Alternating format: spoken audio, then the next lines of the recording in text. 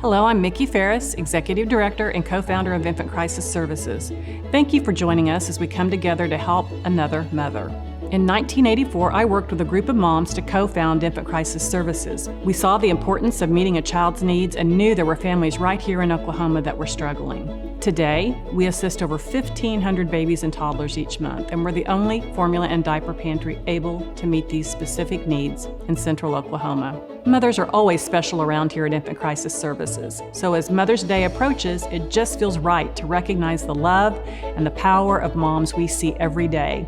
You probably already know that I'm a very proud mom and grandmother. My preferred grandmother name is Babe. Motherhood has been a big part of my life for nearly 40 years, and it's a common bond that our staff leadership team all shares. We're going to share with you motherhood perspectives from some staff members and also introduce you to a superhero client who became a first-time single mom to triplets. Just look what moms can do when we get together. Okay, talking to you. Yep. I do like to start with the first question. Yeah. Can you tell me who you are and what your role is at Infant Crisis Services? I'm Jennifer Boren. I'm the Director of Operations and Finance at Infant Crisis Services. My name's Allison Parker, and I am the Director of Development and Communications at Infant Crisis Services. My name is Beth Likens, and I am the Director of Volunteer Programs for Infant Crisis Services. Can you tell me a little bit about your family? So I have a 2-year-old daughter named Rowan. She is hilarious and spicy and so much fun. And then we're expecting our second daughter at the end of May, so just a couple months from now. I have 2 boys. The oldest is 21. He goes to Oklahoma State University. And my youngest is 17. He's a senior in high school. And they are amazing young men. I have a 21-year-old son named Ryan, and then I have my precious little boy Ryder, who is 13 now, and he is adopted. The fierceness of love does not change, from biological to adopted. It's fierce both ways. I would consider myself a mama bear with those boys. What's really your favorite? Oh, it's been everything. Everything.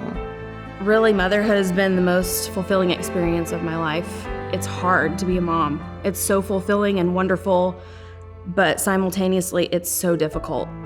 It's probably saved my life. I was diagnosed with cancer at 32, and because of them, I was able to focus, and the support that I had here and the work that I got to do every day, I'm pretty sure, saved my life. Working here at Infant Crisis Services while being a mom, it's really given me a perspective of gratefulness and appreciating just how much it takes to raise a child. One thing that really strikes me when my husband and I talked about expanding our family, I thought of our clients, because there are so many that may have one kiddo and may want to give that kiddo a sibling so deeply, but that's a challenge. And so that's what I really think about when I think about expanding our family. I'm one of the lucky ones. How do you feel when you see moms make the decision to come to our space? I'm really happy. I think it's brave. It's really hard to ask for help, for all kinds of help. I mean, they're the epitome of what moms do. When their babies need something, they will put aside their own feelings, their own concerns, their own insecurities, their own feelings of inadequacy or shame or whatever, feelings that might prohibit someone from coming to get services, to say, I got to take care of my baby. We are excited for them. We're proud that they're coming in because they need a hand. It's fun to see them shopping in our boutique because they get excited when they get to pick out something cute for their son or daughter. What made you the mom you are today? Probably because of the love of God. I would imagine the gifts that He's given me. In January of 2020, I lost my mom to cancer. It's been a really interesting route being a mom without my own mom. So Rowan, my daughter, was 10 months old at the time, and it was really tough. Tough mostly because she was such an awesome example as a mom. She's my barometer for all things mom. She's the person I think about. She's the voice in my head where when I think about what decisions that my husband and I should make as parents. This really is true. I'm not just saying that because we're doing this video, but I am the mom today because I work at Infant Crisis Services. Being around all of these families and connecting with others who live different lives or in different situations, have different needs, has really affected and impacted how I parent my own kids. ICS has become who I am. I'm thankful every day to work with such an amazing team. All of our staff members truly personify our 4 core values of kindness, respect, compassion, and love. I see that in every interaction with the clients. We so often hear from clients who say that Infant Crisis Services is where they turn when they need help, that we are their safe space. We know that moms come to Infant Crisis Services to be the best mom they can be. We're proud of this partnership between moms. I'd like to introduce you to one of those clients now. Here's Miranda, who needed some extra help when she was a new mom with triplets. I was scared, like, honestly. I only thought I was gonna have one baby. You always have that feeling like, oh, that's never gonna happen to me. And then when it does, like, it hits you like a ton of bricks. My name is Miranda Martin. I'm 24 years old. And when I was about to turn 21 years old, I found out that I was pregnant with triplets.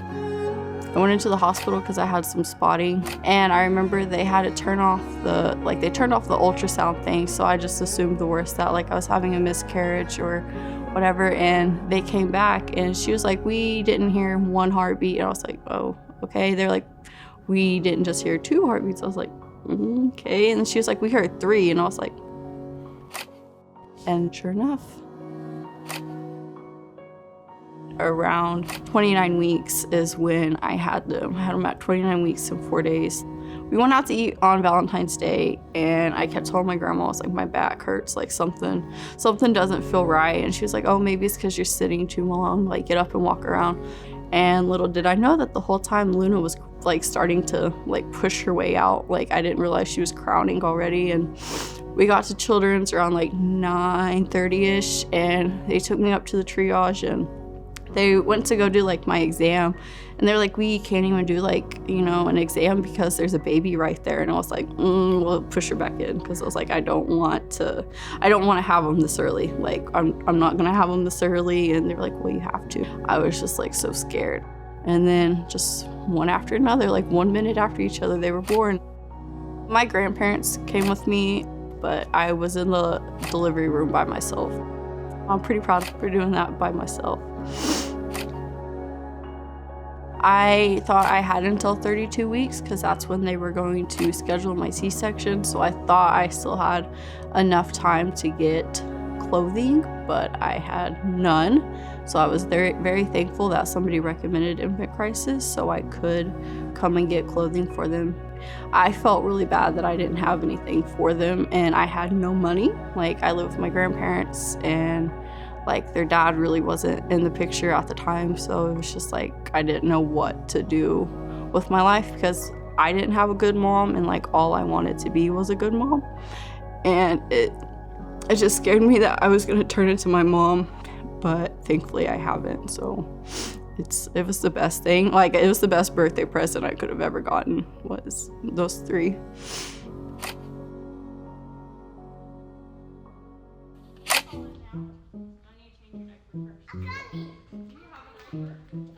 What does life look like today?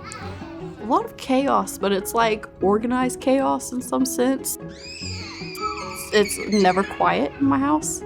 They're always like loud and playing, but hearing their little like laughs and giggles, like I guess makes worth like not getting much sleep. But as long as I can see them happy, like that makes me happy. It is a very hard thing to raise just one kid by yourself, but 3 kids of the same age. I couldn't imagine doing that, and then here I am 3 years later doing it, and it's actually like, it's hard, but it's rewarding at the same time. I always felt like something was missing, and I felt like my kids were like a gift from my dad because Luna looks just like my dad did when he was younger, and it just like filled that like void in my heart. As they got older, I always kept telling myself, you know, like you need to give back to a place that gave to me and help me, like be able to feed and like diaper my children when I didn't think that I could do it at all. My dad always instilled in me like as I was growing up that you need to give back to people or you need to help people when you have the chance. Like without these other people, I wouldn't have been able to really have anything for my kids. And I know that there's parents out there who probably have it worse than I do.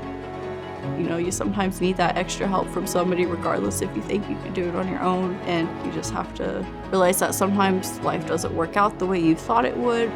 And it's okay to have help. It's okay to have to ask for help. I was scared to ask for help, and I realized that it was a good thing because without it, I wouldn't have been able to support my children or do what my children needed me to do for them.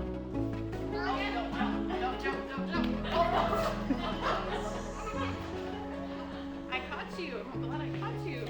Yeah.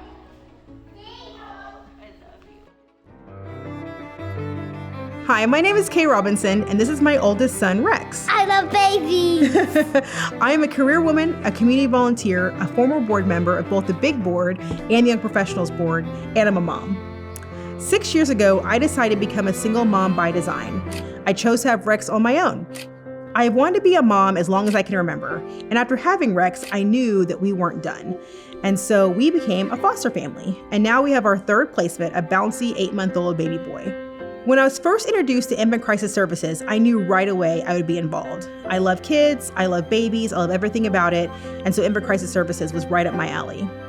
I was a young professional who gave a little bit of money, but a lot of my time, volunteering every single week at Infant Crisis Services, helping the parents and the babies.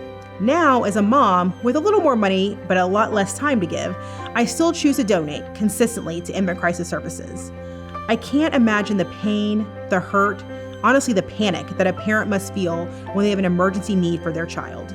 As parents, we will and we want to do anything we can for our kids, and Infant Crisis Services fills that gap. Parents who have fallen on a hard time or are leaving a bad situation or just between jobs, my heart goes out to them, and if I can help, why wouldn't I? Here's how you can help mothers and kiddos right here in Oklahoma. Infant Crisis Services is completely privately funded, so it is up to the generosity of people with hearts like yours, like mine, to make sure we can continue to keep our shelves stocked.